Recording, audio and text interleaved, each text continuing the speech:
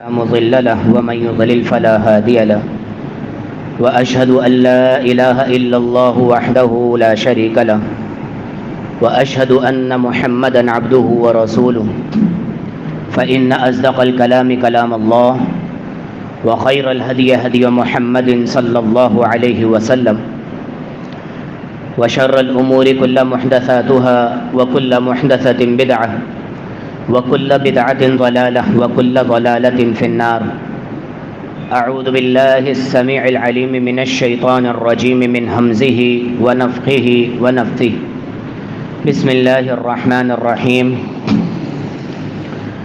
يا أيها الناس اتقوا ربكم الذي خلقكم من نفس واحدة وخلق منها زوجها وبث منهما رجالا كثيرا ونساء واتقوا الله الذي تساءلون به والأرحام إن الله كان عليكم رقيبا. يا أيها الذين آمنوا اتقوا الله حق تقاته ولا تموتن إلا وأنتم مسلمون. يا أيها الذين آمنوا اتقوا الله وقولوا قولا سديدا يصلح لكم أعمالكم ويغفر لكم ذنوبكم ومن يطع الله ورسوله فقد فاز فوزا عظيما. اللهم صل على محمد وعلى آل محمد كما صليت على إبراهيم وعلى آل إبراهيم إنك حميد مجيد. اللهم بارك على محمد وعلى آل محمد كما باركت على إبراهيم وعلى آل إبراهيم إنك حميد مجيد. رب اشرح لي صدري ويسر لي أمري واحلل عقدة من لساني يفقهوا قولي. اللهم انفعني بما علمتني وعلمني ما ينفعني وزدني علما رب زدني علما. اللهم أرنا الحق حقا وارزقنا اتباعه وأرنا الباطل باطلا وارزقنا اجتنابه. تمام تر تعریفات، ہر قسم کی بڑائی، ہر قسم کی کبریائی، عمدہ کلمات، ہر چھوٹی بڑی ہر پہلو سے، تعریف کے ہر اینگل سے اگر بنیادی طور پر کسی کی تعریف پہنچتی ہے تو وہ ذات ایک ہی ہے تعریف کے لائق، اور وہ ہے میرا اور آپ کا پروردگار اللہ رب العالمین. ہم کسی مسجد کی تعریف کریں، ہم کسی بچے کی تعریف کریں، ہم کسی کی خوبصورتی کی تعریف کریں، ہم کسی شخص کی صلاحیتوں اور اس کے ٹیلنٹ کی تعریف کریں، تو وہ تعریف پہنچتی اللہ رب العالمین کی طرف، کیونکہ وہ چیز دینے والی ذات کون سی ہے؟ اللہ رب العالمین. ایک ہی آدم اور حوا سے پیدا ہونے والے انسان کالے بھی ہیں، گورے بھی ہیں، امیر بھی ہیں، غریب بھی ہیں، صحت مند بھی ہیں، بیمار بھی ہیں، پیدائشی بیمار بھی ہیں، خوبصورت بھی ہیں، بدصورت بھی ہیں. کسی کے ہاتھ کٹے ہوئے ہیں، کسی کے پیر نہیں ہیں، کوئی بالکل صحیح سلامت ہے. یہ تمام تر چیزیں دینے والی ذات اور لینے والی ذات. حکمت کے اعتبار سے اللہ رب العالمین خوشیاں بھی دیتا ہے اور غم بھی دیتا ہے، نعمتیں دیتا بھی ہے اور نعمتیں لیتا بھی ہے. حکمت کے اعتبار سے یہ بات بڑا سمجھنا بہت ضروری ہے. معبود برحق اور معبود باطلہ میں اگر آپ کو کبھی فرق کرنا ہو تو آپ یہ چیز ایک پیمانہ میں آپ کو بتاتا ہوں کہ جو معبود برحق ہے، جو عبادت کے لائق ہے، اللہ رب العالمین، حقیقی خدا، حقیقی خدا، وہ نعمتیں دیتا بھی ہے اور نعمتیں چھینتا بھی ہے. حکمت کے اعتبار سے وہ امیری بھی دیتا ہے، وہ غریبی بھی دیتا ہے، وہ اولاد دیتا بھی ہے اور اولاد لے بھی لیتا ہے. دینے کے 5 منٹ کے بعد لے لیتا ہے کہ بچہ پیدا ہوا، بس 5 منٹ سانس لیا اس نے اور انتقال ہو گیا. اور کچھ ایسے بھی ہوتے ہیں کہ ماں باپ تکو دو کر کے بیماریوں میں بچوں کو پالتے ہیں، پوستے ہیں، 18 سال تک ڈاکٹروں کے چکر لگا کے مال اور وقت اپنا لگاتے ہیں، اور اللہ رب العالمین جوان اولاد لے لیتا ہے. آزمائش ہے. اور معبودان جو باطلہ ہیں، جو بھگوان ہیں، جو مزارات کے بابا ہیں، جن کی طرف اللہ رب العالمین کی صفتیں منسوب کی ہوئی ہیں، ان کے آپ کبھی برا پہلو نہیں دیکھیں گے. ان کے مرید بن جاؤ یہ شفاعت کروا دیں گے. ان کے پاس چلے جاؤ یہ والا کام ہو جائے گا. ان کے پاس چلے جاؤ اولادیں مل جائیں گی. وہاں چلے جاؤ پیسہ مل جائے گا. صرف وہ پیسے دینے والے ہیں. یہ ہے سب سے بنیادی فرق. اگر خدا صرف پیسہ دینے والا ہوتا تو آج دنیا میں کوئی غریب نہ ہوتا. اگر اللہ رب العالمین صرف صحت دینے والا ہوتا تو آج دنیا میں کوئی بیمار نہ ہوتا. لیکن اللہ رب العالمین نے یہ دنیا کا نظام چلانے کے لیے اگر سارے صحت یاب ہو جائیں تو ڈاکٹر بھوکے مر جائیں.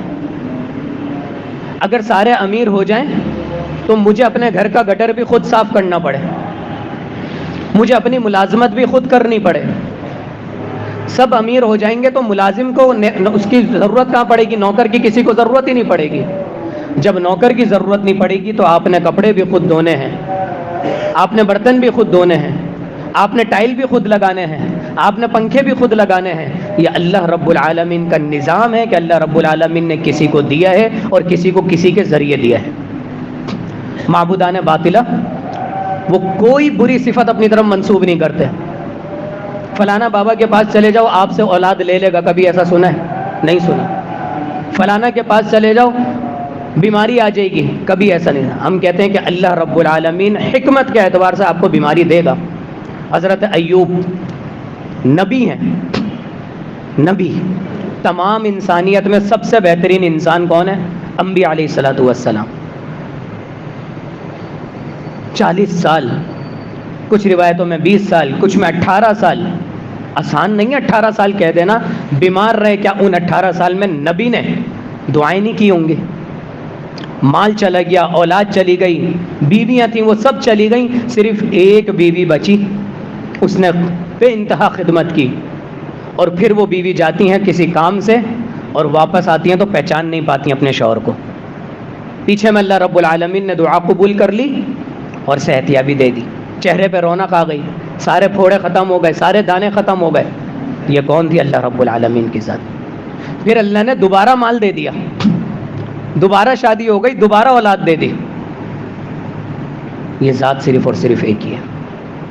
تو اللہ کی نعمتوں کے لینے پر, بیماریاں دینے پر, اولاد لینے پر, آزمائش دینے پر کبھی بھی ہمیں شکوہ نہیں کرنا چاہیے. اور یہ تعلیمات ہم تک پہنچی ہیں محمد الرسول اللہ صلی اللہ علیہ وسلم کے ذریعے, جو امام الانبیاء ہیں, خاتم النبیین ہیں, رحمت للعالمین ہیں, سید المرسلین ہیں. کروڑوں اربوں بے شمار انگنت لا تعداد درود و سلام ہو صلی اللہ تعالی علیہ وآلہ وسلم تسلیما کثیرا کثیرا. جو لوگ, جو بھائی یہاں ریگولر جمعہ پڑھتے ہیں ان کو معلوم ہے کہ کیا ٹاپک چل رہا ہے ہمارا. سنت اور بدعت میں فرق, سنت سے پیار, بدعت سے بیزار.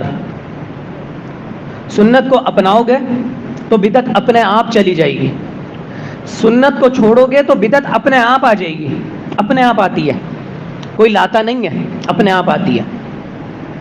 اور آج ہم پچھلی دفعہ کھانے کے آداب اور کھانے کی سنتیں پڑھ رہے تھے, سن رہے تھے, سمجھ رہے تھے, اور مجھے امید ہے انشاءاللہ تعالی ہم نے 90%, 95% یا 99% یا 100% عمل کرنے کی کوشش کی ہوگی. انسان ہے, کوتاہی ہو جاتی ہے. اسی موضوع کو آگے بڑھاتے ہیں. 2 بدعات ایسی ہیں جو کھانے کے اعتبار سے ہمارے معاشرے میں رائج ہے. پہلی چیز کہ کھانا کھانے سے پہلے کیا پڑھنا ہے؟ بسم اللہ. اور اگر میں یہ کہوں کہ صرف بسم اللہ پڑھنی ہے تو یہ جملہ غلط نہیں ہوگا. لوگ کھانا کھانے سے پہلے کیا پڑھتے ہیں؟ بسم اللہ الرحمن الرحیم. لفظ برا ہے؟ بالکل برا نہیں ہے. کیا اللہ کا نام نہیں ہے؟ بالکل اللہ کا نام ہے. نبی صلی اللہ علیہ وسلم کی تعلیمات نہیں ہیں, تعلیمات نہیں ہیں. اور کھانے کے آداب کے بعد جو ہمارا ٹاپک ہے انشاءاللہ اللہ رب العالمین ہمیں صحت اور ایمان کے ساتھ ہماری ملاقاتیں کرواتا رہے اور ہمیں اس وقت تک پہنچائے. کھانے کے آداب کے بعد انشاءاللہ تعالی سونے کے آداب شروع کرنے ہیں, سوچا ہوا ہے. اس سونے کے آداب کے اندر آپ کو ایک دعا انشاءاللہ تعالی سکھلائی جائے گی, اور وہ دعا اس بات سے ابھی ریلیٹڈ ہے. وہ دعا اس بات سے بھی ریلیٹڈ ہے کہ سونے کی دعاؤں میں ایک دعا ہے اللہم انی اسلمت نفسی الیک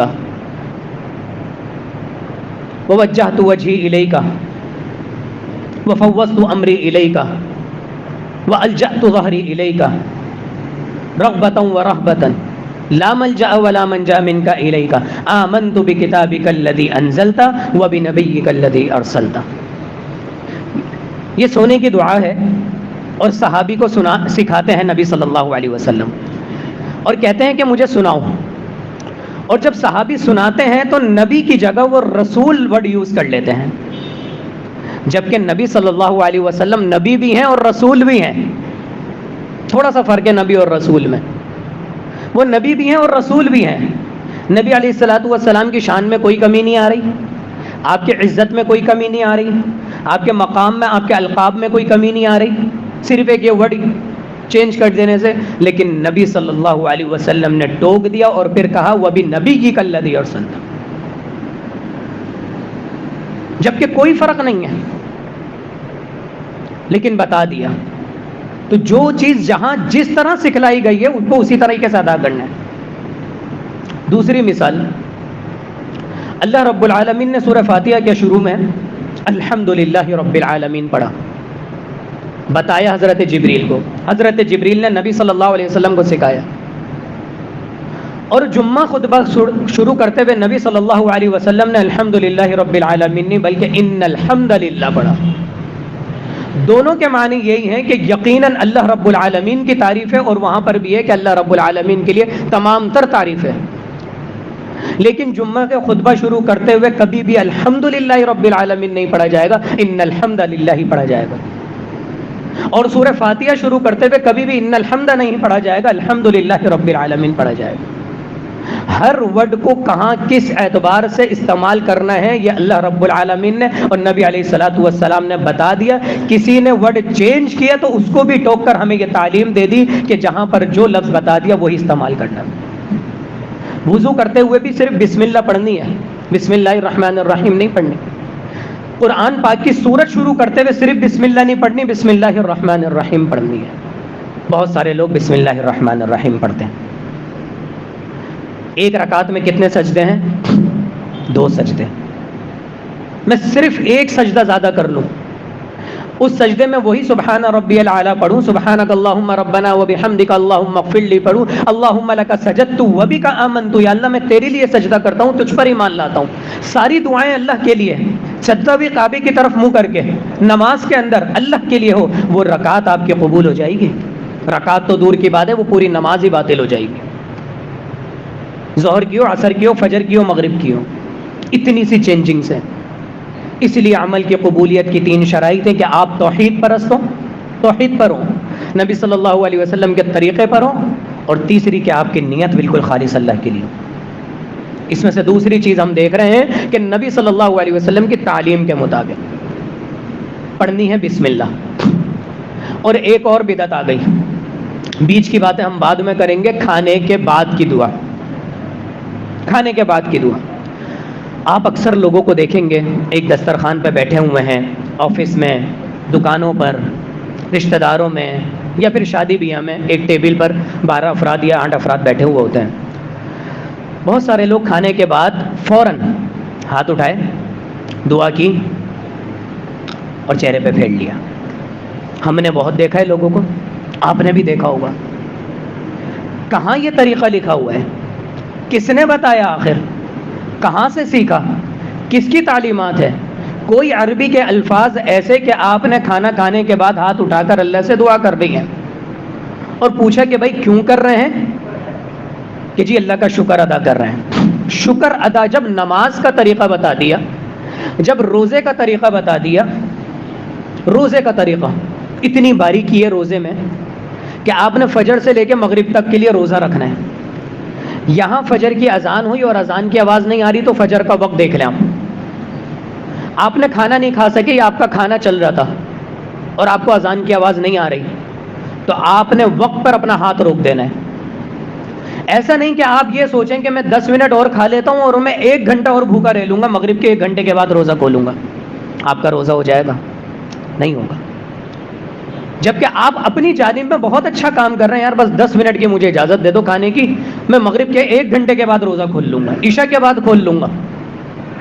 تعلیم جو سکھا دی، جو پیٹرن بتا دیا، جو پیمانہ اور اسکیل بتا دیا، اسی کے مطابق چلنا ہوگا۔ سورہ آل عمران 3 سپارہ آیت نمبر 19 اٹھا کے دیکھیے، ان الدین عند اللہ الاسلام، اللہ کے ہاں اگر کوئی دین قابل قبول ہے تو وہ اسلام ہے۔ اور اسی سورہ آل عمران کی آیت نمبر 83 میں فرمایا وَمَن يَبْتَغِ غَيْرَ الْإِسْلَامِ، تم اگر کوئی تلاش دین اسلام کے علاوہ کوئی دین تلاش کراؤ گے فَلَن يُقْبَلَ مِنْهُ، تو اللہ کے ہاں وہ قبول ہی نہیں ہوگا۔ تعلیمات وہ جو نبی صلی اللہ علیہ وسلم نے، یہ دعا نے جگہ کیسے لی؟ یہ دعا نے جگہ ایسے لی کہ آپ نے سنت کو اہمیت نہیں دی، آپ نے کھانے کے بعد کی دعا یاد نہیں کی۔ جو شخص کھانے کے بعد کی دعا پڑھ لے گا اس کو ضرورت ہی محسوس نہیں ہوگی، اس نے اس دعا سے بہتر الفاظ استعمال کیے۔ اور کیا ہے کھانے کے بعد کی دعا کے الفاظ؟ اللہ اکبر کبیرہ، الحمدللہ، الحمدللہ۔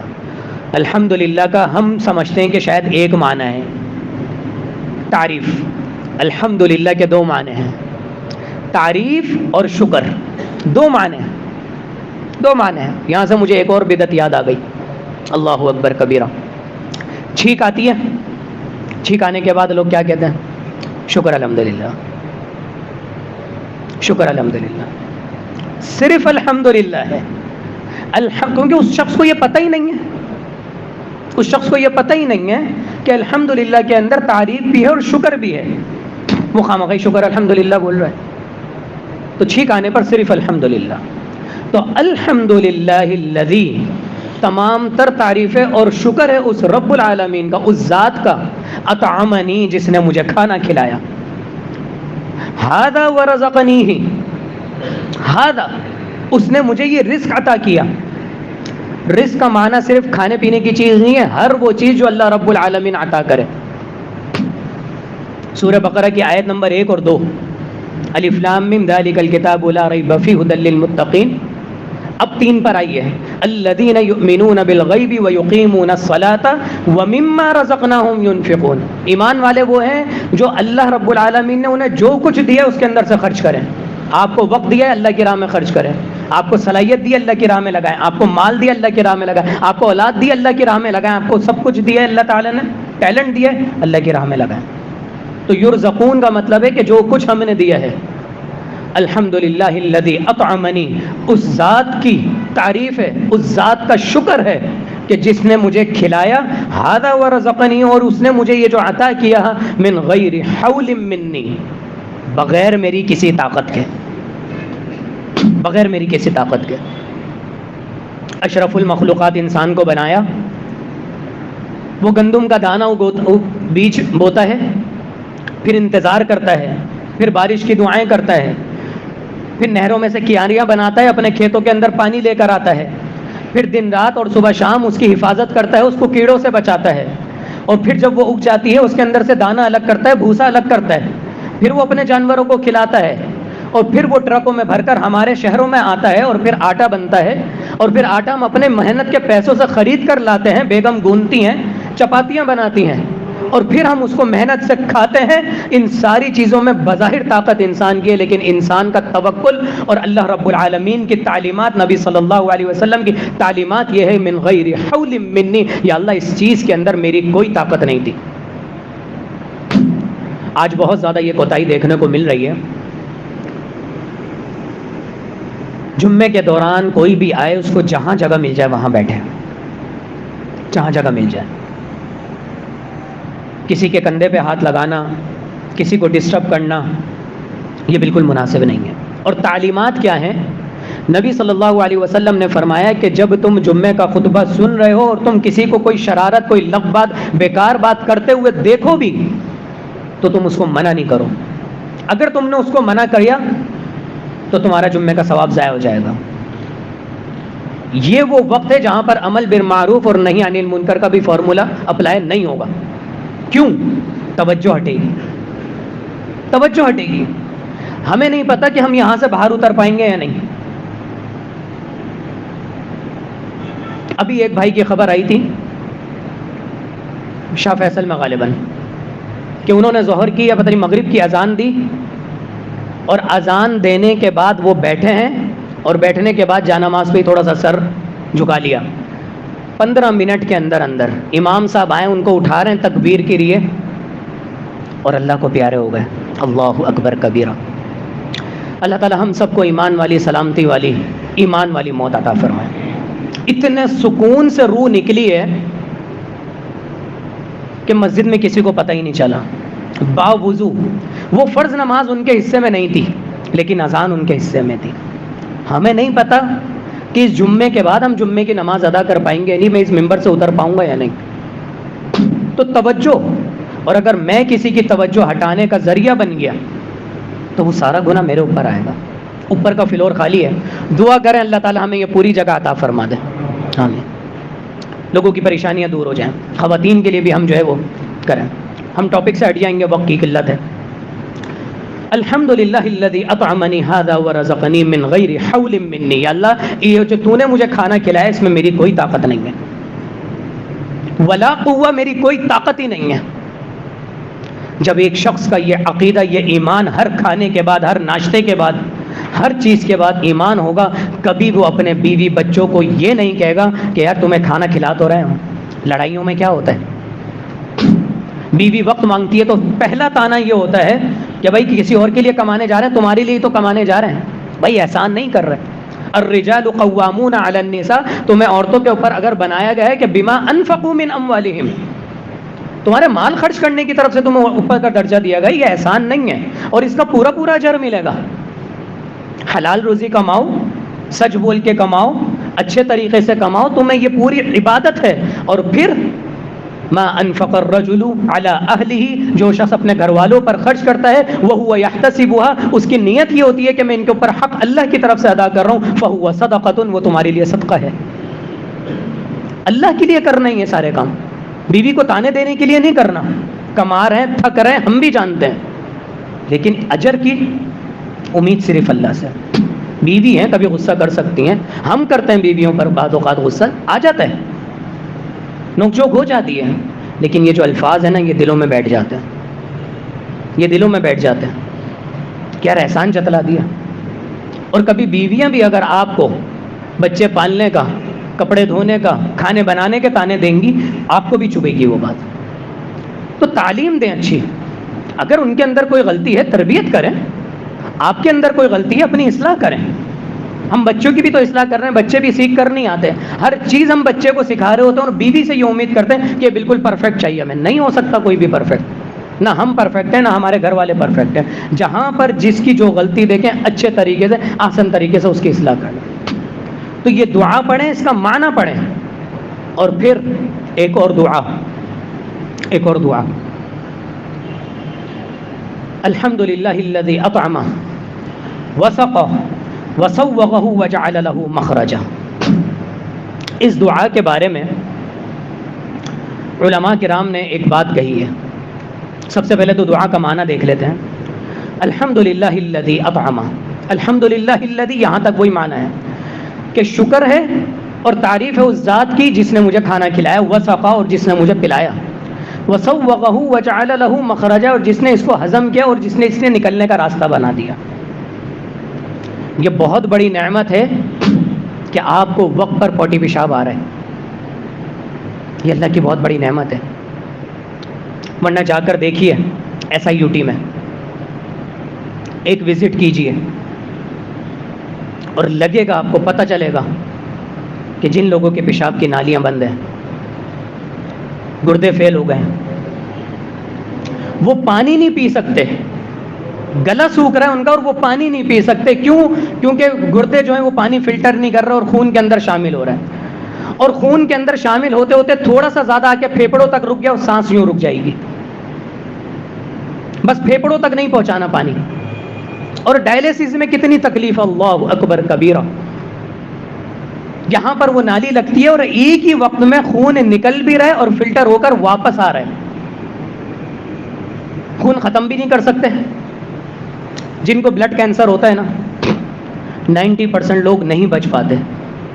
اس کی وجہ یہی ہے کہ ایک ہی وقت میں باڈی میں سے سارا خون نکال ہی نہیں سکتے، اور رگیں اس طریقے سے چل رہی ہیں آپس میں، کیونکہ لکوڈ شیپ ہے، لکوڈ شیپ میں تو کوئی چیز الگ نہیں ہو سکتی سوائے اس سمندر کے، جس سمندر کا ذکر اللہ رب العالمین نے قرآن مجید میں کیا، مرج البحرین یلتقیان بینہما برزخ لا یبغیان، ایک ہی سمندر ہے، ایک ہی پانی ہے، لیکن یہ اس سے الگ، وہ اس سے الگ۔ ایک شخص نے ٹیسٹ ٹیوب ہوتی ہے نا، ٹیسٹ ٹیوب، ہمارا جو بلڈ لیا جاتا ہے وہ ٹیسٹ ٹیوب کے اندر ڈالا جاتا ہے اتنی سی، اسی طرح کی ایک بڑی ٹیسٹ ٹیوب تھی، اس کے اندر یہ دونوں پانی ملائے اور یوں مکس کر کے اس کو روکا، تو اس ٹیسٹ ٹیوب کے اندر بھی وہ پانی الگ ہو گیا، وہ پانی الگ ہو گیا۔ اللہ اکبر! یعنی کہ یہ ثابت کر دیا اگر آپ بوتل میں آدھا پانی یہ لیتے ہیں، آدھا پانی، تو وہ بوتل کے اندر بھی وہ پانی ایک دوسرے سے نہیں مل، کیونکہ اللہ رب العالمین نے قرآن مجید میں فرما دیا کہ دونوں پانی آپس میں نہیں ملتے، آج بھی نہیں ملتے، برسوں پہلے بھی نہیں ملتے، قیامت تک نہیں ملیں گے۔ یہ پریکٹیکل ہے۔ تو وجعل له مخرجا، اور تو نے اس کے نکلنے کا راستہ بنایا۔ علماء یہ بات بیان کرتے ہیں ان الفاظ کے اعتبار سے، اگر کسی کو قبض کی بیماری ہو یا اس کے ساتھ ریگولر یہ مسئلہ ہو، وہ اللہ رب العالمین پر توکل کر کے یہ دعا پڑھ لے۔ الفاظ کے اعتبار سے جب ہم اللہ کی حکمت بیان کریں گے، اللہ کی تعریف بیان کریں گے، اللہ تو نے مجھے یہ کھانا کھلا دیا اور تو نے اس کے نکلنے کا بھی راستہ بنایا ہوا ہے، تو اللہ رب العالمین اس کا راستہ نہیں روکیں گے انشاءاللہ تعالی۔ پھر بھی بیماری آتی ہے، اللہ کی طرف سے آزمائش ہے، اللہ کی طرف سے۔ یاد رکھیں آزمائش کا ایک ٹائم پیریڈ ہوتا ہے، اس ٹائم پیریڈ کے اندر جو لکھ دی ہے قسمت میں اللہ رب العالمین نے وہ ہو کر رہے گا۔ اس کے اندر اگر ہم شکایت کریں گے تو وہ ٹائم پیریڈ ہمیں لمبا لگے گا، اور اگر ہم اس کے اندر اللہ کی تعریف اور صبر کرتے رہیں گے وہ ٹائم پیریڈ ہمارے لیے سکیڑ دیا جائے گا۔ یہ حقیقت بات ہے، اور انشاءاللہ تعالی ان سونے کے آداب کے بعد آزمائش کے اوپر جو جمعہ ہے اللہ رب العالمین کی توفیق سے، اس کے اندر ہم اس چیز کو اور باریکی سے دیکھیں گے۔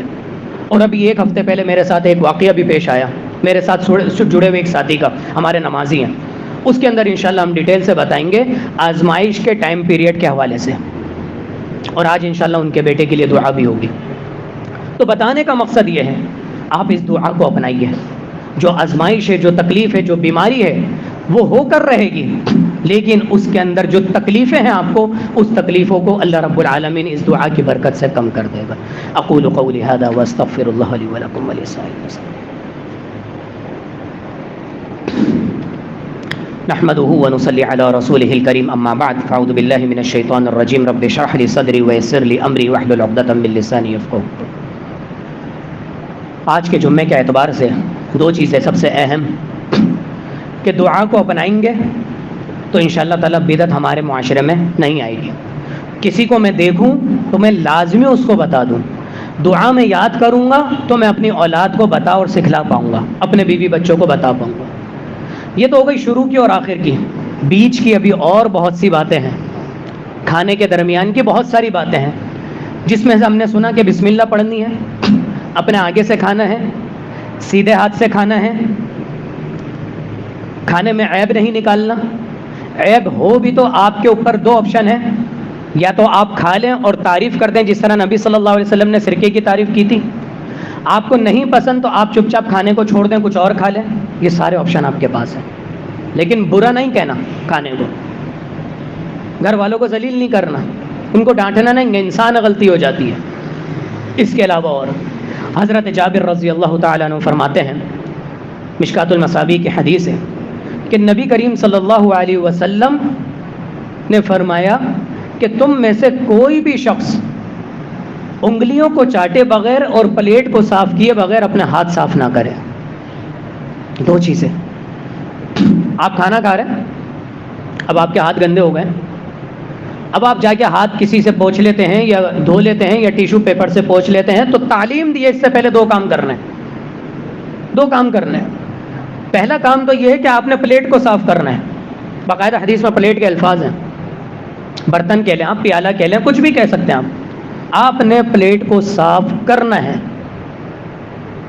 نہیں ہو رہی آپ سے، زیادہ نکل گیا، نظر دوڑائیں ادھر ادھر، اگر شادی میں ہے، شادیوں کا تو حال بہت برا ہے، اللہ اکبر کبیرہ، اپنے گھر والوں میں نظر دوڑائیں، خاندان میں دعوت ہے، بچے کو دے دیا، ہمارے ساتھ بھی ہوتا ہے. میں اپنی پلیٹ اکثر ان کے ہاتھ جو ہے وہ ان کی امی کو بھجوا دیتا ہوں کہ ماما سے بول لیں گے صاف کر لیں, حالانکہ ٹھنڈا ہو جاتا ہے. بچ گیا, زیادہ نکل گیا, بھوک لگ رہی تھی زیادہ نکال لیا, چاہ کر بھی نہیں پہنچ پا رہے, بھجوا دیا. یہ طریقہ اپنائیں, کوشش کریں, ممکن حد تک کوشش کریں. بچوں کو کھلائیں, اپنے پڑوسی کو بول دیں, اپنی بیگم کو کھلا دیں, اپنے والدین کو بول دیں, بڑی بہن کو بول دیں, چھوٹی بہن کو بول دیں, کسی کو بھی بول دیں, لیکن پلیٹ صاف کریں. وہ ضائع ہونا ہے. اور ہمارے قریبی رشتہ دار جس کو ہم سے بے انتہا محبت ہوگی وہی آپ کا بچا ہوا ٹھنڈا کھانا کھائے گا. اس کے علاوہ اور کسی سے آپ امید نہ رکھیں. دکانوں پر ہم بھجوا دیتے ہیں, بہت اچھی بات ہے کہ ہم بھجواتے ہیں اور لوگ کھا لیتے ہیں, لیکن ہم نے کچھ دکانوں پر ایسا بھی دیکھا ہے کہ بچ گیا یار فلانا, ارے یار وہاں سے آیا ٹھنڈا ہو گیا, رکھ دو یار, ہم نے بھی تو منگوایا ہوا گرم گرم, وہ کون کھائے گا. اس کی نیت تھی کہ یار ضائع نہ ہو, لیکن ہم نے اس کو اہمیت دی نہیں, کیونکہ دلی محبت نہیں ہے. لیکن اگر مومن بھائی ہیں, انما المؤمنون اخوہ, سورہ حجرات, تو پھر ہمیں اپنے مومن بھائی کی یہ مدد کرنی چاہیے کہ میرے کھانے سے اس کو بھی ثواب ملے گا, کھانا پیٹ میں جائے گا انشاءاللہ, ضائع نہیں ہوگا. تو پہلی تعلیم یہ ہے کہ پلیٹ صاف کرنی ہے, پیالہ صاف کرنا ہے, جو بھی کچھ. اور دوسری تعلیم یہ ہے کہ اپنی انگلیوں کو صاف کرنا ہے, وہ بھی رزق ہے. اور آگے سنیے کہ تمہیں نہیں پتا کہ کھانے کے کون سے حصے میں برکت ہے. اللہ اکبر کبیرہ. تمہیں نہیں پتا کہ یہی حصہ جو تمہاری انگلیوں پہ لگا ہوا ہے, اور شیطان کی بھرپور کوشش یہ ہوتی ہے کہ وہ برکت کو دور کرتا رہے یہاں تک کہ آخری نوالا بچ جائے. جب آپ نے آخری بھی لے لیا تو پھر ساری برکت آپ نے سمیٹ لی. اس کی تو ممکن حد تک کوشش ہے. تو آخر میں آپ انگلیاں چاٹ لیں. آپ کی نہیں ہے ہمت, اپنے بچوں سے چٹوا لیں, اپنے والدین سے چٹوا لیں, اپنی بیگم سے چٹوا لیں.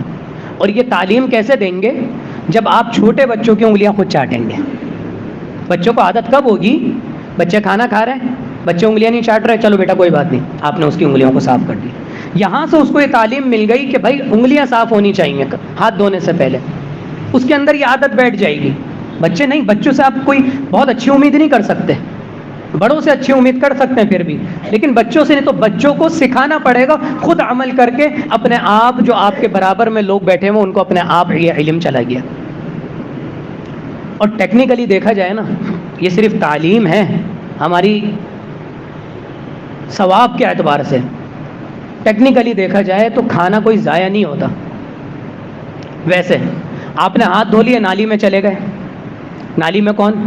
کیڑے مکوڑے کھا لیں گے, لیکن پھر بھی آپ کو اس کا گناہ مل رہا ہے. کیوں؟ کیونکہ آپ نے ضائع کر دیا.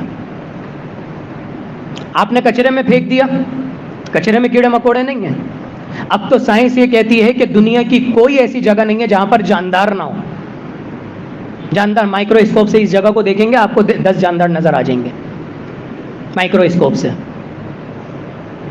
تو دنیا کی کوئی ایسی جگہ نہیں ہے. ابھی چاول کے دانے یہاں پر ڈالیں, 1 گھنٹے کے بعد دیکھیے گا چونٹیاں آ جائیں گی, جبکہ صفائی پوری ہوئی بھی ہے فنائل ڈال کر. تو یہ سب کچھ ہوتا ہے. لیکن ہمیں تعلیمات یہ دے دیں کہ آپ نے کچرے کے اندر کھانا نہیں ڈالنا, آپ نے ضائع نہیں کرنا. نہر میں کوئی پانی کی کمی ہے؟ نہیں ہے. پھر بھی حضرت انس یا حضرت سعد رضی اللہ تعالیٰ عنہ کو نبی کریم صلی اللہ علیہ وسلم تعلیم کیا دے رہے ہیں کہ وضو کرتے ہوئے, اور وضو شرط ہے نماز کی, اور نماز شرط ہے جنت میں جانے کی. جنت میں جانے کے لیے بھی جو آپ وضو کر رہے ہیں, کہ اگر تم نہر پر بھی ہو تو تم نے پانی کا اسراف نہیں کرنا, اتنا ہی پانی استعمال کرنا ہے جتنا تمہارے وضو کے لیے ضروری ہے. یہاں تو پانی خرید کر پینا پڑ رہا ہے ہمیں. تو نہر میں کوئی کمی ہے؟ کوئی کمی نہیں ہے. لیکن تعلیم یہ ہے کہ اسراف نہیں کرنا. تعلیم یہ ہے. ایک شخص سے کروڑوں کما رہا ہے, بہت اچھی بات ہے, لیکن تعلیم اس کے لیے بھی یہ ہے کہ آپ نے اپنے بیٹے کی شادی میں اسراف نہیں کرنا. میں کہتا ہوں 3 کھانے بہترین, ایک سالن, ایک چاول اور ایک میٹھا, بہترین ہے. آپ کو لگتا ہے کوئی اور چیز ہمارے خاندان کی وہ ہے, تو آپ وہ کڑی رکھ لیجئے, یا زیادہ تر وہ پنیر اور ساگ بہت اچھی چیز ہوتی ہے, کچھ لوگوں میں خاندان میں ہوتا ہے. ایک سالن ایسا جو بڑے بوڑھوں کے لیے آپ سمجھتے ہیں پسند کا ہے, لمیٹڈ, یہ بہت ہے. بجائے اس کے کہ 4 سالن رکھیں, 3 چاول رکھیں, پلاؤ بھی ہے, بریانی بھی ہے, اور پھر زردہ بھی ہے, اور پھر اس کے بعد کھیر بھی ہے, اور پڈنگ بھی ہے, اور کسٹرڈ بھی ہے. اور پھر آخر میں آئس کریم بھی ہے، بوتل بھی ہے، دیگر چیزیں بھی ہیں، ایک پیٹ میں کہاں کہاں کیا لے کے جائیں گے، اندر کے جراثیم کے اندر بھی جو ہے نا وہ کھچڑی پک جاتی ہے، کس چیز کو ہضم کریں؟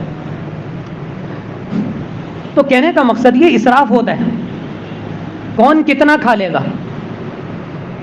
تعلیمات ایسی ہیں نبی کریم صلی اللہ علیہ وسلم کی کہ آپ کروڑ پتی ہوں یا آپ ایک مختصر آمدنی، دین پر چلنے کے لیے دونوں کے لیے ذرائع سیم ہیں، ذرائع سیم ہے۔ اگر آپ دین پر چلنا چاہتے ہیں نا تو اس میں پیسہ رکاوٹ نہیں ہے آپ کے لیے۔ ہم نے یہاں پر یہ دیکھ لیا کہ پیسہ چلا جاتا ہے تو ہمارے رویے کچھ اور ہوتے ہیں، پیسہ آ جاتا ہے تو ہمارے رویے۔ تو پانی بھرپور ہے آپ کے پاس، وضو کرنا ہے، نماز کے لیے اسراف نہیں کرنا۔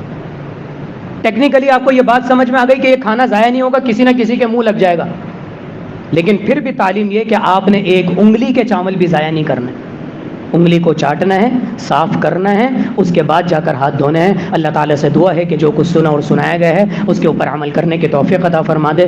دعاؤں کی درخواست آئی بھی ہے لیکن دعا کے لیے وقت نہیں بچا ہے، خاص کر 2 بھائیوں کے میں بتا دیتا ہوں۔ ایک بھائی ابھی ایک ملے تھے، ان کے کچھ ایک رشتہ دار ہیں، 2 دن پہلے ان کا انتقال ہوا ہے، اور موت کی تیاری ہم سب کو کر کے رکھنی ہے، آج بھی موت کا ذکر ہوا ہے۔ اللہ تعالیٰ ان کو اپنے جوار رحمت میں جگہ عطا فرمائے، ان کی غلطیوں کو معاف فرمائے۔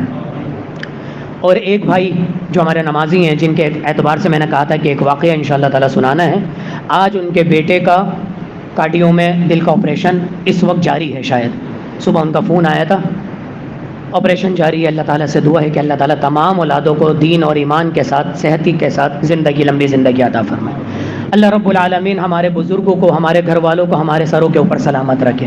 اللہ رب العالمین ہمیں دین کی حفاظت کرنے والا بنا دے۔ اللہ رب العالمین ہمارے دلوں کے اندر جہاد کا جذبہ اجاگر کر کے رکھے۔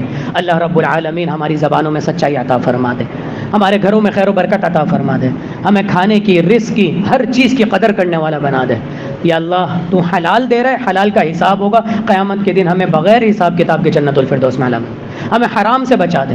یا اللہ ہماری قبروں کو جو ہے وہ دبانے سے، قبر کے اندر کی سختیوں سے، میدان حشر کی سختیوں سے، جہنم کی آگ کے دھوئیں سے اللہ رب العالمین ہم سب کو محفوظ فرمائے۔ جہنم کی آگ کے دھوئیں کے بھی قابل نہیں ہے، اللہ رب العالمین ہم سب کو محفوظ فرمائے۔ یا اللہ ہماری نمازوں کو قبول فرما دے، ہماری نمازوں میں بڑی کوتاہیاں ہیں، ہماری نمازوں کو قبول فرما، ہماری نمازوں میں ٹھہراؤ پیدا فرما دے، نمازوں میں خشوع و خضوع عطا فرما دے، ہماری زبانوں میں سچائی عطا فرما دے۔ ربنا تقبل منا انك انت السميع العليم وتب علينا انك انت التواب الرحيم۔ سبحان ربك رب العزة عما يصفون وسلام على المرسلين والحمد لله رب العالمين۔